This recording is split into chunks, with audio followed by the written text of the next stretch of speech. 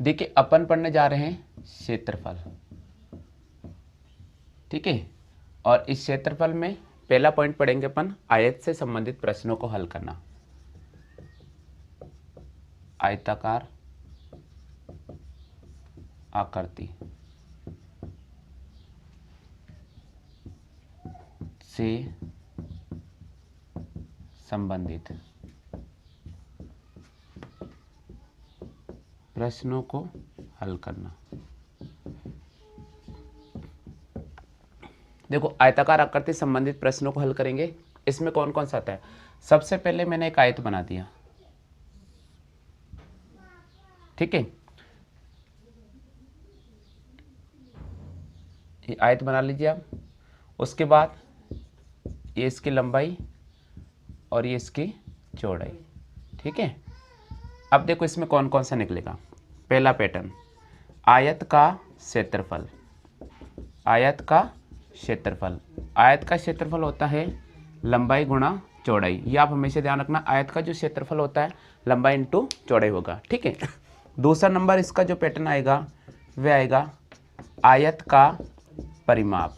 देखो आयत का परिमाप कैसे निकलेंगे।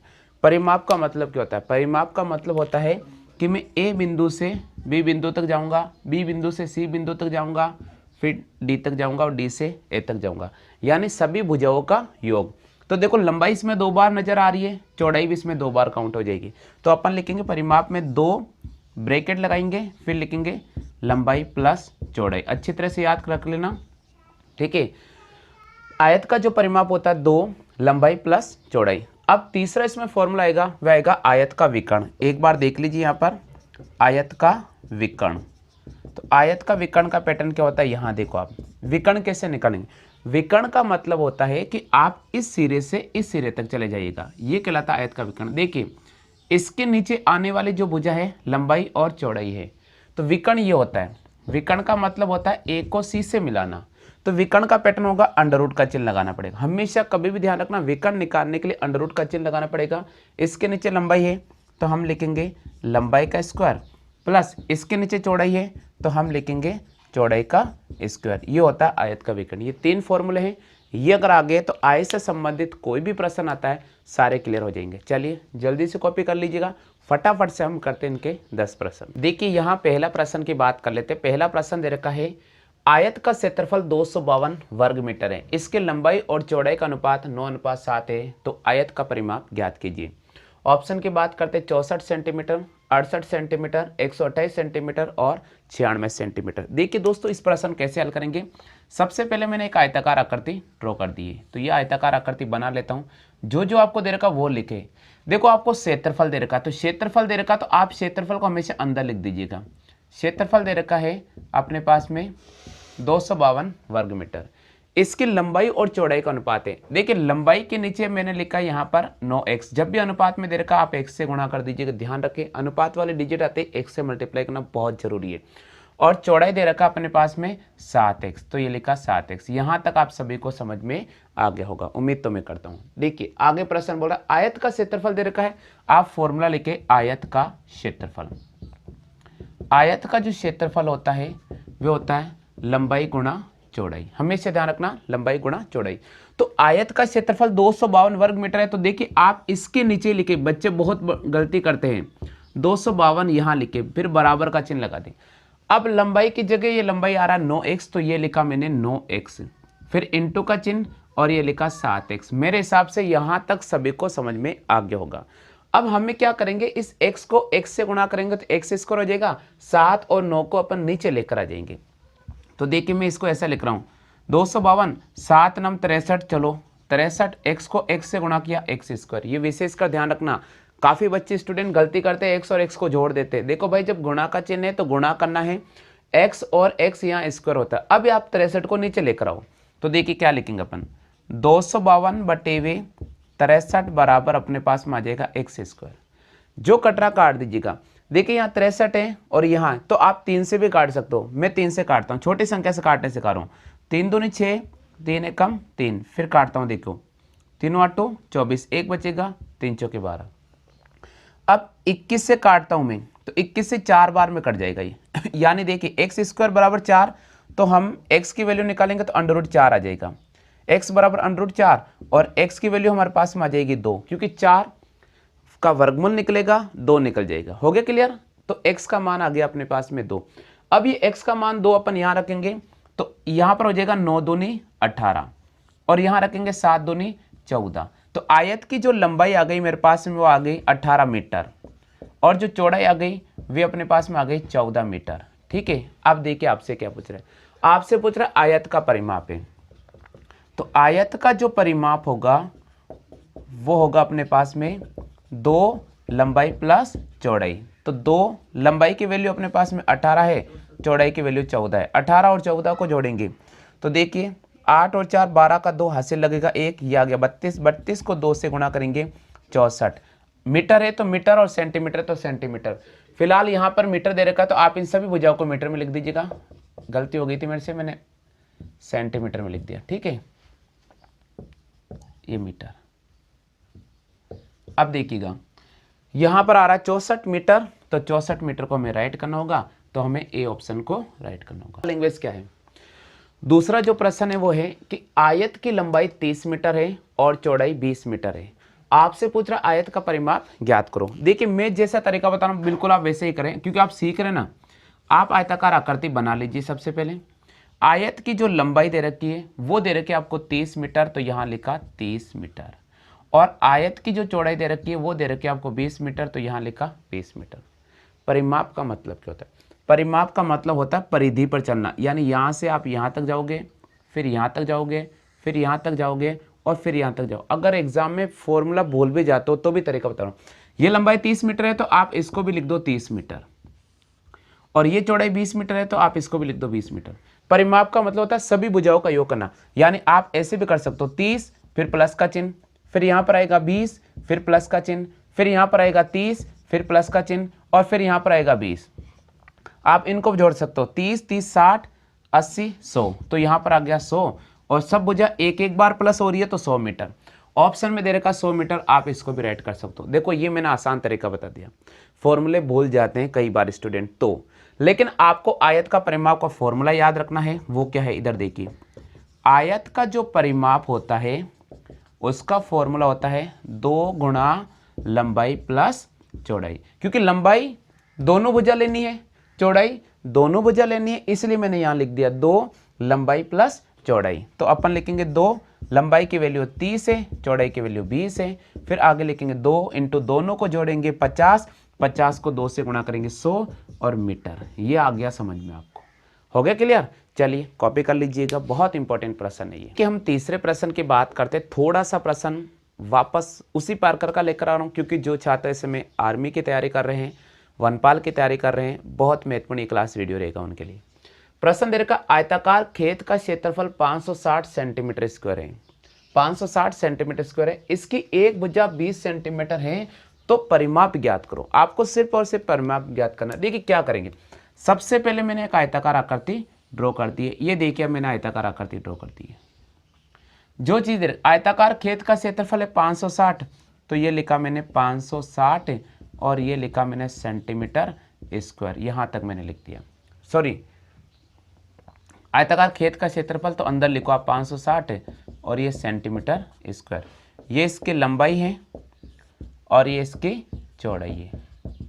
हो गया क्लियर? अब थोड़ा आगे बढ़ जाते हैं। इसकी एक भुजा दे रखी है 20 सेंटीमीटर, तो सबसे पहले जब आपको क्षेत्रफल दे रखा है तो आप आयत का क्षेत्रफल लिख दो। आप आयत का क्षेत्रफल, और आयत का क्षेत्रफल होता है भाई लंबाई गुणा चौड़ाई। क्या होता है? लंबाई गुणा चौड़ाई। क्षेत्रफल कितना दे रखा है?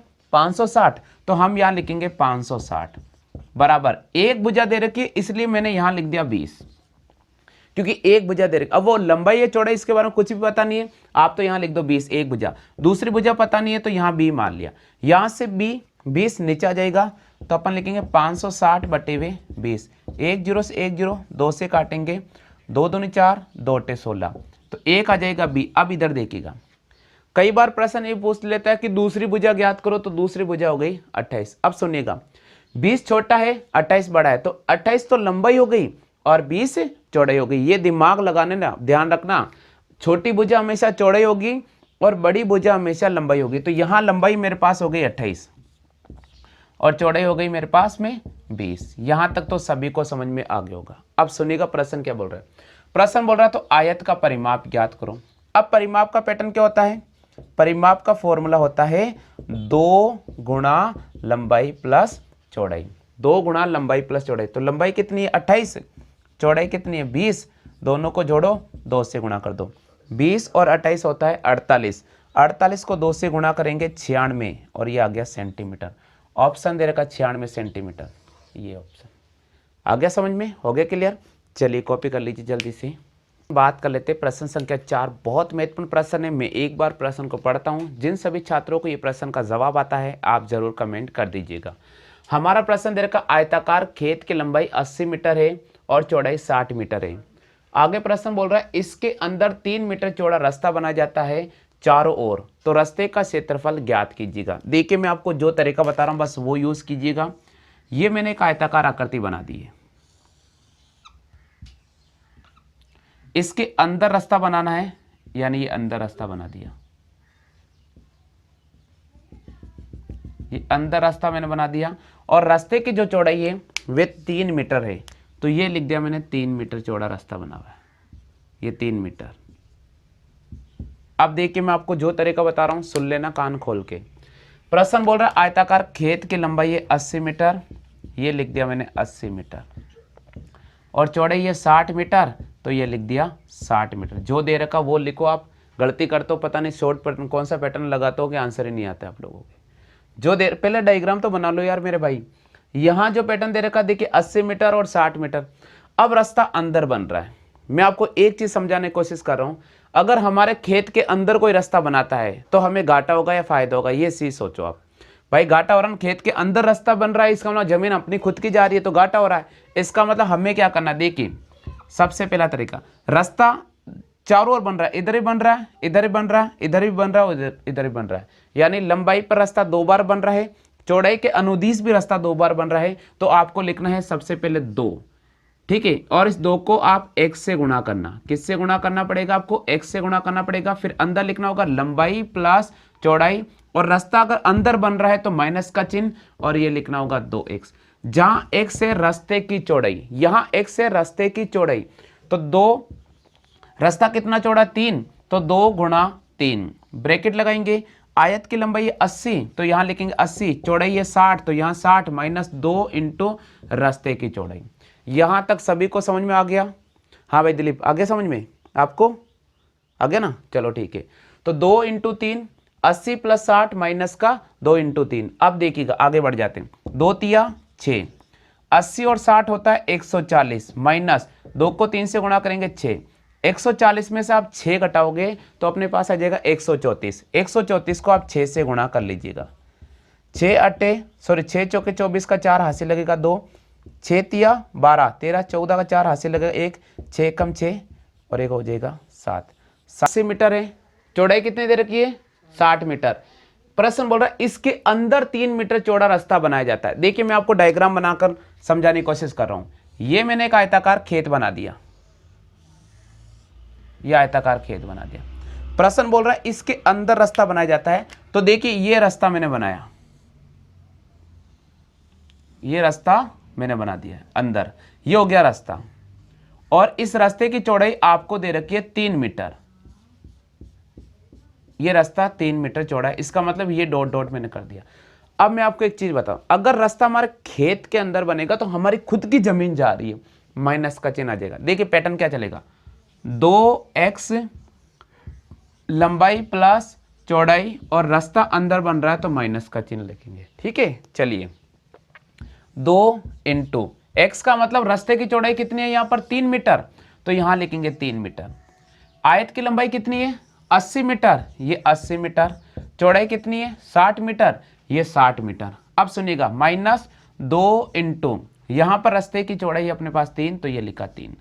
आगे बढ़ते हैं, 2 तिया 6, 80 प्लस 60 माइनस का 6, 80 और 60 हो गया 140, 140 में 6 गया 134, 6 को 134 से गुणा करते हैं।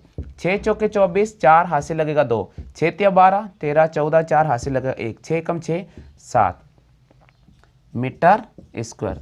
तो रास्ते की जो चौड़ाई होगी, रास्ते का जो क्षेत्रफल होगा वो होगा 744 metre square. Option 4800 metre square, 300 metre square, 804, इनमें से कोई नहीं। तो हमें राइट करना होगा इनमें से कोई नहीं। जल्दी से कॉपी कर लीजिए। अगले प्रश्न की बात कर लेते हैं। हमारा प्रश्न क्या दे रखा है, सुन लीजिए आप इधर ध्यान लगाकर। आयत की लंबाई 50 मीटर है और चौड़ाई 30 मीटर है। इसके चारों ओर 5 मीटर चौड़ा रास्ता बना जाता है। रास्ते का क्षेत्रफल ज्ञात कीजिए। इधर देखिए डायग्राम बना रहा हूं मैं। ये मैंने एक आयताकार आकृति बना दी है। इसकी जो लंबाई दे रखी है वो दे रखी है आपको 50 मीटर, ये लिखा मैंने 50 मीटर। चौड़ाई आपको दे रखी है 30 मीटर, ये लिखा मैंने 30 मीटर। अब आप एक बार कान खोल के फिर मेरी बात सुनो। प्रश्न का लैंग्वेज है कि आयत की लंबाई 50 मीटर और चौड़ाई है 30 मीटर। इसके चारों ओर बनाया जाता है। चारों ओर क्या मतलब बाहर की ओर रास्ता बन रहा है। तो ये बाहर की तरफ मैंने रास्ता बना रहा हूँ। ध्यान लगाकर बात सुनिए आप मेरी।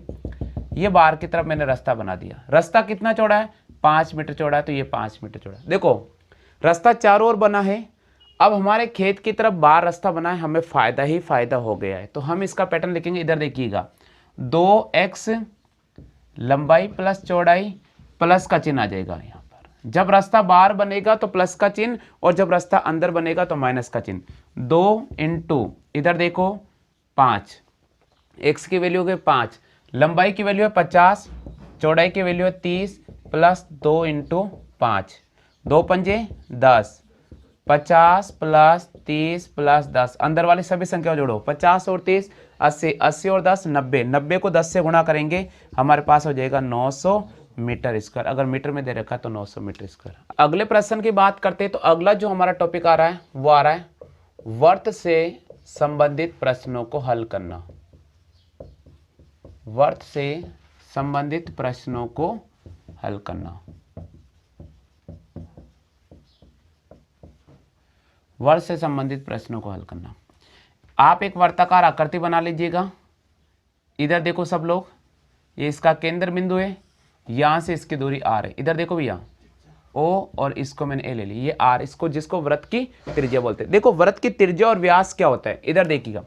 यहां से जो आधी दूरी नजर आ रही है तो वृत्त की त्रिज्या कहलाती है। क्या कहलाती है, त्रिज्या कहलाती है। और अगर मैं इसको यहां से यहां तक जोड़ लेता हूं A से B, ये कहलाता वृत्त का व्यास। सभी को आगे के समझ में, ये वृत्त का व्यास है और ये वृत्त की त्रिज्या है। अब सुनिएगा मेरी बात जो मैं कहना चाह रहा हूं। अगर आपको क्षेत्रफल निकालना है तो क्षेत्रफल हमेशा अंदर निकलेगा, और अगर परिधि, ये परिधि का मतलब ये होता है। हो गया क्लियर, फर्क इतना सा। परिधि में आप बिल्कुल बाउंड्री ज्ञात करोगे और क्षेत्रफल में आप अंदर का एरिया ज्ञात करोगे। क्षेत्रफल का फॉर्मूला होता है पाई आर स्क्वायर। क्या होता है, पाई आर स्क्वायर। गलती करते स्टूडेंट, मैं बोलूंगा वृत्त की परिधि क्या होगी, बोलेंगे पाई आर स्क्वायर। अरे भाई याद रखो, वृत्त की परिधि में सिर्फ एक भुजा गुणा होगी, क्षेत्रफल में 2 भुजा गुणा होगी। क्षेत्रफल का मतलब लंबाई इंटू चौड़ाई, या 2 भुजा कोई भी गुणा कर दो आप, ठीक है। तो यहाँ आर स्क्वायर आएगा। और परिधि बात करें तो हमारे पास आ जाएगा 2 पाई आर। ये फर्क है बस। परिधि का पैटर्न क्या होगा, 2 पाई आर। क्षेत्रफल का क्या होगा, पाई आर स्क्वायर। हो गया क्लियर, आगे समझ में। अब मैं आपके सामने इसके प्रश्न लेकर आ रहा हूँ, बिल्कुल आप ध्यानपूर्वक सुने। उसके बाद जो आपको मैं सीट दूंगा, हल करें स्वयं।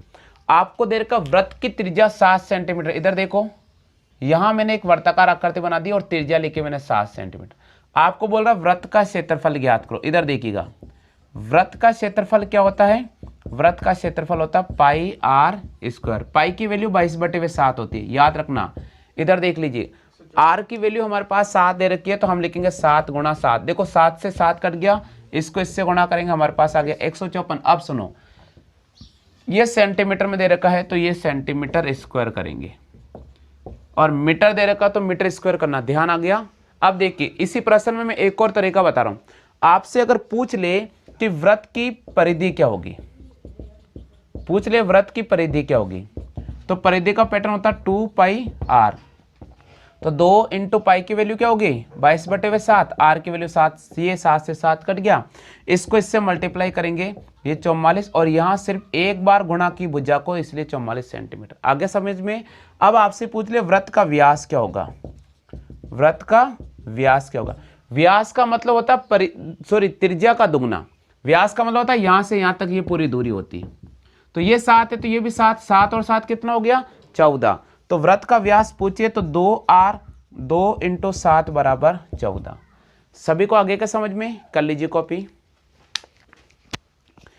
देखिए भैया इस प्रश्न को आप ध्यान से सुने, बिल्कुल क्लियर हो जाएगा। आपको दे रखा 2 वर्तों की त्रिज्या का अनुपात 5:4 है। इसका मतलब इधर देखिएगा, आपको 2 वर्त दे रखे हैं तो आपको 2 वर्त बना देने होंगे।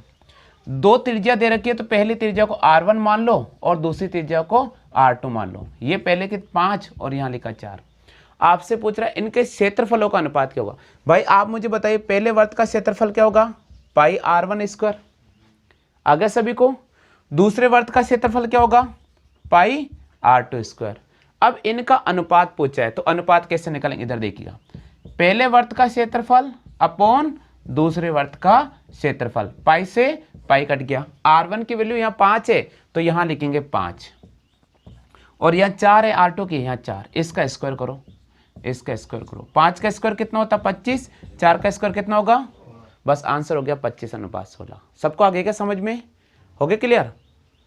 आगे सूरज, इसको ऐसे भी कर सकते हैं, कैसे, क्वेश्चन से। हाँ कर सकता हूँ, 5 का स्क्वायर और 4 का स्क्वायर, ये तो मैंने आपको समझा दिया। आगे सभी को समझ में, चलो कॉपी करो जल्दी से।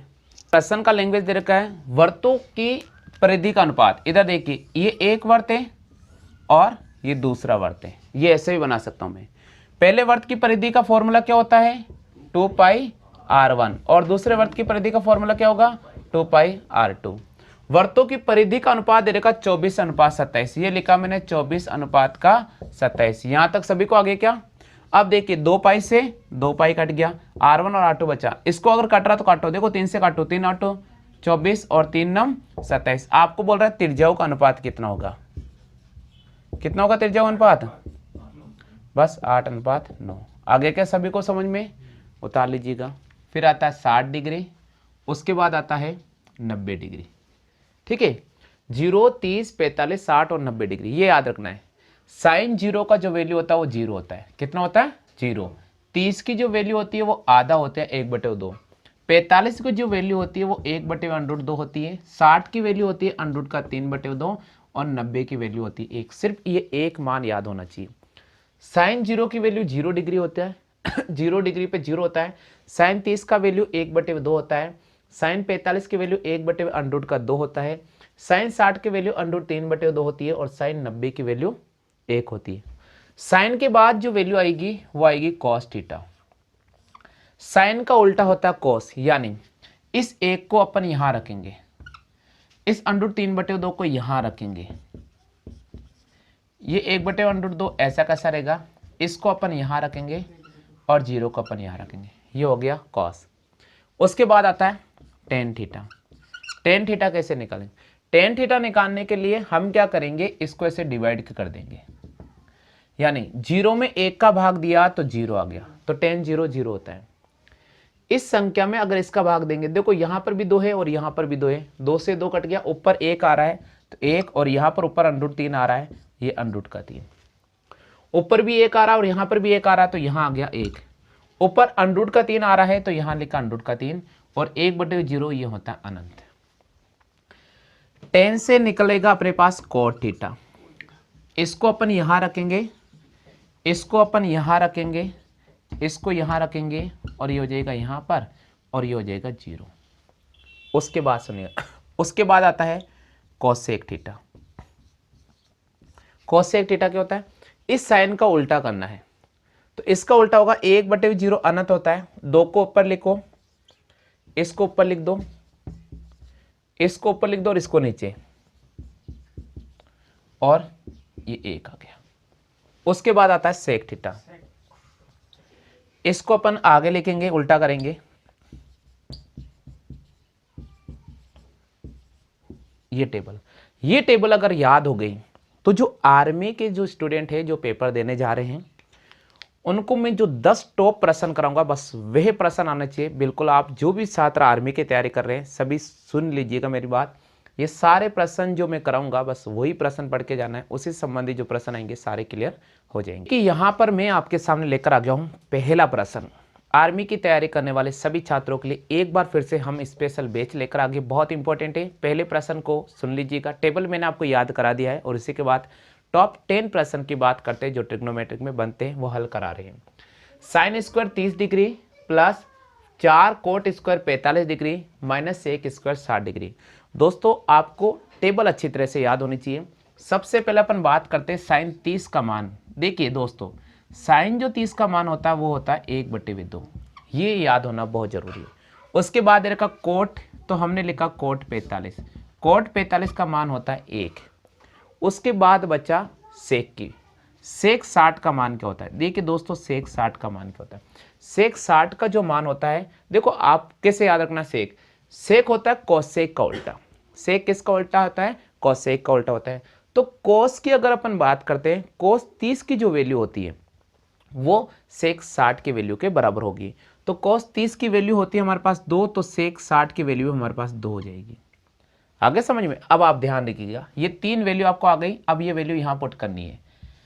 साइन 30 की वैल्यू स्क्वायर है, तो 1/2 का हमने स्क्वायर कर दिया प्लस 4 कोट स्क्वायर 45 है तो 4 लिखेंगे, कोट 45 की वैल्यू 1 है तो इसका स्क्वायर कर दिया, माइनस का चिन्ह, सेक स्क्वायर 60 है तो यहाँ 2 का हम फिर वापस स्क्वायर करेंगे। 1/4 प्लस 4 माइनस का ये 4। दोस्तों देखिए, ये प्लस और माइनस है, ये कैंसिल आउट हो सकता है, तो फिलहाल इसका जवाब होगा 1/4, जो हमारे ऑप्शन में बी। तो इस प्रश्न का सही जवाब होगा बी ऑप्शन। संख्या 2 बहुत इंपॉर्टेंट प्रश्न है, हम एक बार इस प्रश्न का लैंग्वेज पढ़ते हैं, उसके बाद प्रश्न को करने की कोशिश करेंगे। अगर आपको इस प्रश्न का सही जवाब आता है तो आप जरूर कमेंट कर सकते हैं। हमारा प्रश्न रहेगा sine 60 degree dot cos 30 degree plus cos 60 degree dot sine 30 degree. देखिए दोस्तों, इसके 2 तरीके हैं। एक तो पैटर्न होता है sign A cos B plus cos A sine B. अगर आपको ये पैटर्न नजर आता है तो इसका ट्रिक है साइन ए प्लस बी, यानी ए की वैल्यू 60 है, बी की वैल्यू 30 है, तो हम इसको ऐसा भी लिख सकते हैं साइन 60 डिग्री और sine 30 degree sine 90 degree. Table से देखेंगे साइन 90 का मान होता है 1, साइन 90 का मान होता है 1, तो इसका शॉर्ट पैटर्न है कि इसका आंसर तो 1 होगा। बहुत सारे स्टूडेंट ऐसे हैं जिनको ये शॉर्ट पैटर्न समझ में नहीं आता है, तो उनको मैं बेसिक पैटर्न भी समझा रहा हूं। आपको करना क्या होगा, साइन 60 का टेबल से मान याद रखना होगा। दोस्तों साइन 60 का जो मान होता है वो होता है अंडरूट का 3/2। कॉस 30 का जो मान होता है वो होता है अंडरूट का 3/2। तो आपको या तो टेबल याद रखनी होगी या फिर शॉर्ट पैटर्न याद रखना होगा। साइन 60 की वैल्यू होती है अंडरूट 3/2, कॉस 30 की वैल्यू होती है अंडरूट 3/2, फिर प्लस का चिन्ह, कॉस 60 की जो वैल्यू होती है वो है 1/2 और साइन 30 की वैल्यू होती है 1/2। इन दोनों का लघुत्तम, इनको गुणा किया 3 और इसको इससे गुणा किया 4 प्लस 1/4। अब दोनों का एलसीएम लिया, 4 आ गया, ऊपर आ गया 3 + 1 4/4। इसको काटने पर हमारे पास आंसर आ गया 1। आंसर तो आएगा 1 ही। आप अगर शॉर्ट पैटर्न से करना चाहे तो आप शॉर्ट पैटर्न से कर सकते हैं। आपको ये पैटर्न समझ में नहीं आ रहा है तो आप ये बेसिक पैटर्न भी यूज कर सकते हैं, जो मैंने आपको अभी समझा दिया है। उम्मीद तो मैं करता हूं कि प्रश्न संख्या 2 बिल्कुल क्लियर समझ में आ गया होगा। करते प्रश्न संख्या 3 की, थोड़ा चेंज है, बहुत इंपॉर्टेंट है। ऐसे प्रश्न अगर एग्जाम में आते हैं तो आपको कैसे जवाब देने होंगे, इनका भी मैं आपके सामने शॉर्ट तरीका बता रहा हूँ। दोस्तों यहाँ दे रखा है साइन 72 माइनस कोस 18 का मान ज्ञात कीजिएगा। मैं आपको एक चीज बताता हूँ, आपको याद रखना है कि साइन जो थीटा होता है वो हमेशा कोस थीटा में चेंज होता है। ये आपको हमेशा ध्यान रखना होगा कि साइन जो चेंज होगा वो किस में चेंज होगा, कॉस में चेंज होगा। सबसे बड़ी बात यहाँ पर जो याद रखना है कि आपको खुद देगा कि साइन कॉस में चेंज होगा, खुद बोल रहा है ये, लेकिन फिर भी आपको याद रखना साइन हमेशा कॉस में चेंज होता है। इसी प्रकार आपको एक चीज और याद रखना होगा कि टेन थीटा हमेशा कोट थीटा में चेंज होगा। इसी प्रकार आपको एक चीज और याद रखना है कि कोसेक थीटा हमेशा सेक थीटा में कन्वर्ट हो जाता है। ठीक है, लेकिन अब आपको मैं एक चीज बता रहा हूं, वो विशेष का ध्यान रखें। हमने साइन कोस की बात कर ली, टेन कोट की बात कर ली और कोसेक और सेक की बात कर ली। ये चीज आपको हमेशा याद होनी चाहिए, ये कन्वर्ट होते हैं। कब कन्वर्ट होते हैं, कब चेंज होते हैं, जब 90 डिग्री इनका योग आ जाता है। जैसे देखो आपके सामने अब 72 दे रखा है और यहां पर 18 दे रखा है। आप एक बार इनको जोड़ो, 72 + 18 90 डिग्री के बराबर होता है। जैसे अगर आपको जो मान दे रखा है उनको अगर जोड़ते हो और 90 नजर आ जाता है तो आपको ये समझ जाना कि यार चेंजिंग वाला पैटर्न आ गया, यानी साइन को कॉस में बदल लीजिएगा, टेन को कॉट में बदल लीजिएगा, कॉसेक को सेक में बदल लीजिएगा। लेकिन सबसे अहम बात क्या है, जो यहाँ देखिए, अगर बीच में माइनस का चिन्ह आता है, दोनों चेंजेबल है, तो इस स्थिति में आंसर सदैव 0 ही आएगा। कैसा आएगा, इधर देखिएगा, इस साइन 72 को मैं 90 माइनस 18 डिग्री लिख सकता हूं। देखो इसको चेंज करेंगे, पहले को चेंज करेंगे, दूसरे को ऐसे रहने देंगे। साइन 72 है तो साइन 90 माइनस 18 लिखना है, यानी दूसरे वाली वैल्यू रखना है, क्योंकि देखिए 90 में से 18 घटाने 72 आता है, और खुद प्रश्न बोलेगा यहाँ 72 है और यहाँ 18 है, इसका मतलब साइन को चेंज करेंगे 90 माइनस 18 डिग्री, और इस कोस 18 को ऐसे कैसा लिखेंगे। अब देखिएगा, sine 90 minus theta cos theta होता है, तो यहां लिखेंगे कोस 18 डिग्री, और यहां पर आ जाएगा कोस 18 डिग्री। देखो दोनों वैल्यू बराबर होगी, एक में से एक गया, इसका आंसर आ गया 0। तो हमेशा ध्यान रखना, बीच में माइनस का चिन्ह है, और अगर अंकों का योग, डिजिट का जो योग आ रहा है 90 आ रहा है, आंसर 0 राइट करना। हो गया क्लियर। अगर ऊपर और नीचे आता है, भाजक के रूप में आता है, तो आपको एक आंसर राइट करना होगा। कर लीजिए कॉपी, वो भी प्रश्न में आपको हल करा देता हूं। या लिखा हुआ sine 53 degree cos 37 degree, plus का चिन्ह है, कॉस 53 और कॉस साइन 37 डिग्री। अभी मैंने आपको एक पैटर्न बताया था, वो पैटर्न क्या याद रखना है, आपको याद रखना है साइन ए कॉस बी, प्लस का चिन्ह कॉस ए और साइन बी। तो इसका पैटर्न होता है साइन ए प्लस बी के बराबर। किसके बराबर होता है, साइन ए प्लस बी के। अब देखिएगा, यहां 53 नजर आ रहा है और यहां 37 नजर आ रहा है। आप एक बार 53 और 37 को जोड़ लीजिएगा, 53 और 37 को मैं जोड़ता हूं, मेरे पास आ गया 90 डिग्री। तो मैंने लिखा साइन 90 डिग्री, और साइन 90 की वैल्यू क्या होती है, सारणी से 1 होती है ना, तो इसका आंसर आ गया बस 1, ये आ गया आंसर। हो गया क्लियर। तो अगर इस प्रकार का पैटर्न चलता है जिसमें दो संख्या दे रखी है, योग आ रहा 90, देखो इनका योग भी आ रहा है 90 डिग्री और इनका योग भी आ रहा है 90 डिग्री, साइन कॉस में चेंज होता है, कॉस साइन में चेंज होता है, बीच में प्लस का चिन्ह आ रहा, तो फिर आपको इन दोनों डिजिट को जोड़ना है। यहां पर आगे साइन आ रहा तो साइन लिखना है, और यहां अगर कॉस कॉस आ रहा तो कॉस लिखना। आप इसका विशेष कर ध्यान रखना। तो जल्दी से कॉपी कर लो। अब एक कॉस कॉस का करा देता हूं ताकि वो पैटर्न भी आपका क्लियर हो जाएगा। कॉपी कर लीजिए जल्दी। पांचवा और छठा प्रश्न बहुत इंपॉर्टेंट है, आप एक बार सुन लीजिएगा। यहां दे रखा है cos 37 और cos 53, फिर माइनस का चिन्ह आ रहा है, साइन 37 और साइन 53। दोस्तों आपको करना क्या होगा, सबसे पहले आप इनको जोड़ो। 53 और 37 का योग आता है 90 डिग्री। तो अब यहां पर दोनों देखो, यहां पर भी cos चल रहा है और यहां पर भी cos चल रहा है, फिर माइनस का चिन्ह है, यहां साइन और यहां साइन। तो मैं आपको एक फॉर्मूला समझाता हूं, वो ट्रिक आपको याद रखना। क्या कहता है ट्रिक, इधर देखिएगा। एक फॉर्मूला होता है दोस्तों cos A और cos B, माइनस का चिन्ह साइन A और साइन B। तो इसको हम लिखेंगे cos A प्लस B। क्या लिखेंगे अपन, cos A प्लस B। अब cos A की वैल्यू अपने पास 37 है, तो यहां लिखा मैंने 37, और B की वैल्यू हमारे पास 53 है, तो यहां लिखा मैंने 53। दोनों को जोड़ा cos 90।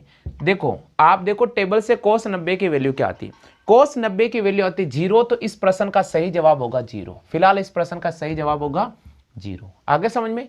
अब थोड़ा अपन नीचे इस प्रश्न पर आ जाते हैं। छठा प्रश्न क्या कह रहा है, छठा प्रश्न बोल रहा है cos 60 और cos 30 डिग्री, फिर यहां प्लस का चिन्ह आ रहा है, फिर साइन 60 और साइन 30 डिग्री आ रहा है। तो अब पैटर्न क्या कहते हैं, जरा यहां देखिए। अब आप इसका दूसरा ट्रिक यहां जानो। देखो भाई, हमने लिखा cos A और cos B, फिर प्लस का चिन्ह आ रहा है साइन A और साइन B। तो इसको हम क्या लिखेंगे, इसको हम लिखेंगे cos A plus B minus, sorry देखो प्लस आ रहा तो माइनस, इससे पहले माइनस आ रहा तो प्लस, यानी cos A माइनस B। अब cos A की वैल्यू कितनी है 60, B की वैल्यू कितनी है 30। देखो जोड़ने पर 90 आता है, तभी अपन ये पैटर्न यूज करेंगे। यानी हम लिखेंगे cos 60 डिग्री माइनस 30 बराबर cos 30 डिग्री। और आपको पता होगा टेबल से cos 30 का मान कितना होता है, √3/2 होता है। तो इस प्रश्न का सही जवाब होगा √3/2। आगे समझ में। प्रश्न की बात कर लेते हैं, क्योंकि 10 जो टॉप इंपोर्टेंट प्रश्न है वो मैं आपको करा रहा हूँ। स्पेशल आर्मी के हिसाब से बैच मैंने शुरू कर दिया है, बहुत इंपॉर्टेंट है। जो काफी स्टूडेंट हमारे कनेक्ट हैं वो जरूर देखें वीडियो को। साथ में रिट वाले जो छात्र हैं वो भी इस वीडियो को देख सकते हैं, क्योंकि रिवाइज क्लास उनके लिए हो सकती है। रेलवे SSC की जो तैयारी कर रहे हैं बिल्कुल रिवाइज क्लास देखिएगा। यहां दे रखा साइन 10 डिग्री cos 80 डिग्री का मान कितना होगा। मैं आपको एक चीज हिंट देता हूं भाई, आप इनको जोड़ो, 10 और 80 आ रहा है 90। अगर जोड़ने पर 90 आ रहा है और आपको अंश और हर में वैल्यू नजर आती है तो सदैव इनका मान कट जाएगा और इनका मान 1 होगा, तो यहां पर हमें 1 को राइट करना होगा। इसी प्रकार इसकी बात करते हैं, साइन 47 डिग्री और कॉस 43 डिग्री और इसका स्क्वायर दे रखा है, प्लस कॉस 43 डिग्री और साइन 47 डिग्री और उसका भी स्क्वायर दे रखा है। सबसे पहले आपको करना क्या होगा मैं बता रहा हूं। 47 और 43 को जोड़ो, देखो 7 और 3 10 का जीरो हंसी लगे, 1 4 4 8 1 9 90 हो रहा है। साइन और कोस आ रहा है, आप काट दीजिएगा, 1 का स्क्वायर 1 होता है।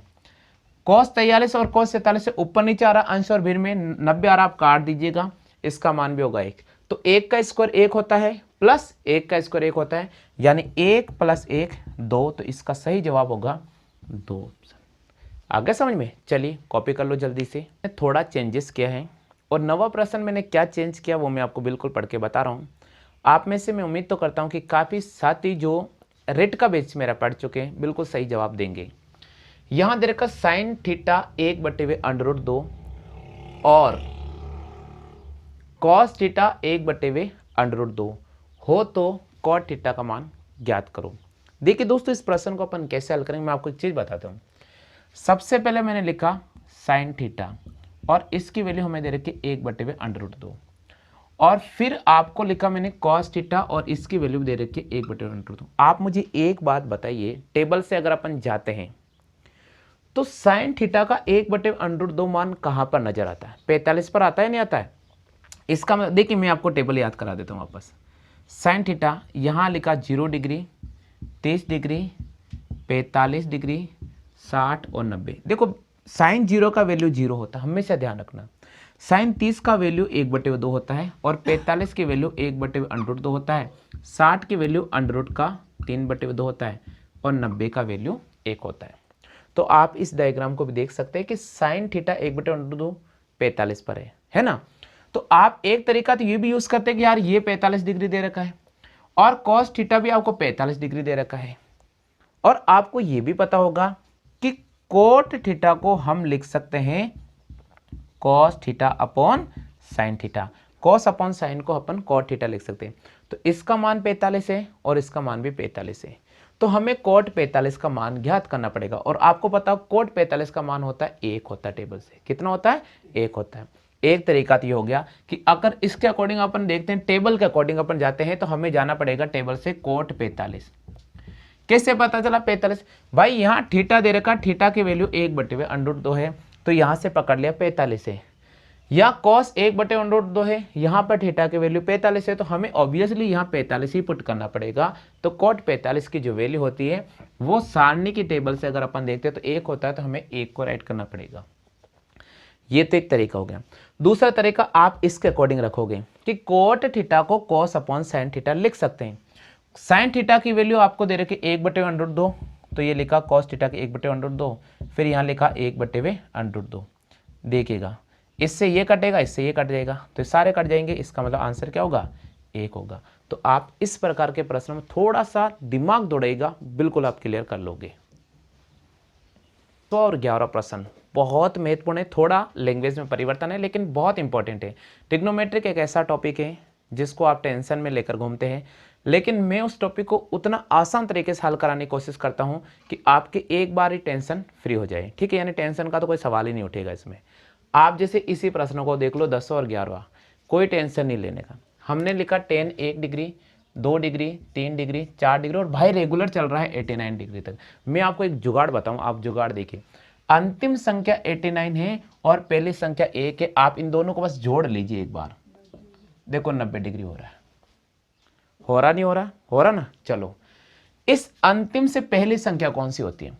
इस अंतिम से पहली संख्या 88, इसको मैं 1088 लिखूंगा। आप देखिएगा इस अंतिम संख्या को सेकंड लास्ट संख्या को जोड़ लीजिएगा, 88 और 2 90 आ रहा ना। तो इसी प्रकार ये क्या होगा कि पहली संख्या अंतिम से जुड़ेगी, दूसरी संख्या सेकंड लास्ट से जुड़ेगी, तीसरी संख्या सेकंड थर्ड से जुड़ेगी, इस प्रकार ये रेगुलर चलता रहेगा। तो आपको क्या देखना, जब ऐसा प्रश्न आता तो आपको हमेशा अगर 10 लिखा रहा यहाँ 10 या 10, तो आपको 1045 का मान टेबल से लिखना है। 1045 का मान टेबल से क्या होता है? 1045 का मान टेबल में 1 होता है। ट्रिग्नोमेट्रिक टेबल मैंने शुरुआत में आपको पढ़ाई थी। 1045 का मान क्या होता है? 1। तो इस प्रश्न का जवाब क्या होगा? 1 होगा।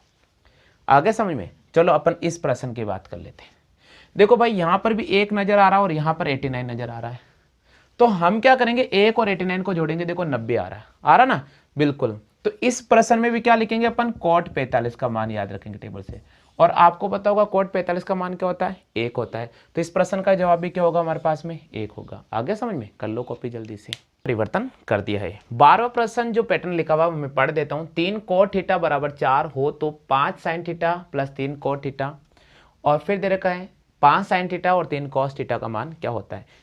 ये जो पैटर्न है इसको हम कहते हैं लाल कक्का पैटर्न। क्या कहता है लाल कक्का, यहाँ देखिएगा। देखिए सबसे पहले आपको ये ध्यान रखना है, लाल कक्का कई बार स्टूडेंट कंफ्यूजन रहते हैं, लेकिन आज फिर मैं आपको एक तरीका समझाता हूँ। हालांकि जो रिट वाले बेच जिन छात्रों ने लिया था उनको मैंने बिल्कुल एक्यूरेट हर चीज़ समझाने की कोशिश की थी और समझ जाया भी था। सबसे पहले यहाँ लिखना है साइन थीटा, उसके बाद लिखना है कॉस थीटा, फिर लिखना है टेन थीटा, फिर लिखना है कॉट थीटा, फिर लिखना है सेक थीटा, और फिर लिखना है कॉसेक थीटा। देखिए भाई आपको दे रखा 3 cot थीटा, हम क्या करेंगे 3 को नीचे भेज देंगे। cot थीटा बराबर हो गया 4/3। यहाँ तक आप सभी को समझ में आ गया होगा। अब हमें क्या करना है, देखो यहाँ निकाला कोट के ऊपर आ रहा आधार बटे लंब, तो हमें एक पाइथागोरस प्रमेय के अकॉर्डिंग ट्राइंगल बनाना होगा। cot थीटा की वैल्यू होती है आधार बटे लंब, तो यहाँ लिखा मैंने आधार और यहाँ लिखा लंब। आधार की वैल्यू हमारे पास है 4 और लंब की वैल्यू हमारे पास 3 है। तो हमें कर्ण ज्ञात करना होगा। कर्ण कैसे ज्ञात करेंगे, अंडर का चिन्ह लगा देंगे, इस 3 का स्क्वायर करेंगे और इस 4 का स्क्वायर करेंगे। देखिए 3 का स्क्वायर 9, 4 का स्क्वायर 16, तो ये आ जाएगा 25, 25 आ जाएगा 5। मेरे हिसाब से सबको समझ में आ गया होगा। आपको वैल्यू रट लेनी चाहिए होगी। क्या क्या वैल्यू रटनी होगी, यहाँ देखो आप। अगर आपको कभी भी यहाँ 3 लिखा हुआ है और यहाँ 4 लिखा हुआ है तो इसका आंसर सदैव 5 रहेगा। ये पहला नंबर आपको रटना है। दूसरा नंबर, अगर यह 8 लिखा हुआ या 6 लिखा हुआ तो इसका आंसर सदैव 10 रहेगा। देखो जरूरी नहीं कि 8 यहां लिखे, वो यहां पर भी लिख सकता है। तो 8 यहां लिख दे और 6 यहां लिख दे तो भी इसका आंसर 10 होगा। 3 और 4 में अगर 3 ऊपर लिख दे 4 नीचे लिख दे तो भी इसका आंसर 5 रहेगा। एक और बता देता हूं मैं आपको, याद रखने वाली बात है, या 5 लिख दे या 12 लिख दे तो इसका आंसर हमेशा 13 रहेगा। ये 3 वैल्यू आपको याद होनी चाहिए। लाल कक्का करने की जरूरत ही नहीं पड़ेगी, बिल्कुल आंसर उठा लोगे। देखिए अब इस प्रश्न की बात करते हैं। हमें ये पूछा है कि साइन थीटा, तो आप देखिए साइन थीटा क्या होता है। साइन थीटा बराबर लंब बटे हुए कर्ण होता है। तो लंब की वैल्यू 3 है और कर्ण की वैल्यू 5 है, तो हम यहाँ 3/5 लिखेंगे। क्या लिखेंगे, 3/5। तो देखिए मैं इसको रफ कर रहा हूँ, अब वापस आपको क्वेश्चन पे लेकर आ रहा हूँ। इसलिए 5 इंटू साइन थीटा की वैल्यू होती है लंब बटे हुए कर्ण, छोड़ नहीं करें, लंब बटे हुए कर्ण, तो यहाँ लिखा मैंने 3/5 प्लस 3 इंटू कॉस थीटा की वैल्यू होती है आधार बटे हुए 4/5 कर्ण। ये कॉस थीटा है, तो आधार बटे हुए कर्ण, ये देखो आधार बटे हुए कर्ण, 4/5 अपॉन यही वैल्यू यहाँ रखेंगे 5 इंटू 3/5 माइनस 3 इंटू 4/5। देखो 5 दिया 15 या 15/5 है। देखो आप चाहो तो काटने में काट सकते हो, लेकिन मैंने ऐसे लिख रहा हूँ 15/5 और इसको लिख रहा हूँ प्लस 12/5 अपॉन 5 दिया 15/5 माइनस 12/5। देखो लघुत्तम लेंगे तो ये 5 और 5 सब कैंसिल आउट होंगे। 12 और 15 को जोड़ो 27, 12 में से 15 गया, सॉरी 15 में से 12 गया 3 से काटेंगे, ये इसका आंसर आ गया। आगे समझ में? चलो कॉपी कर लो जल्दी से।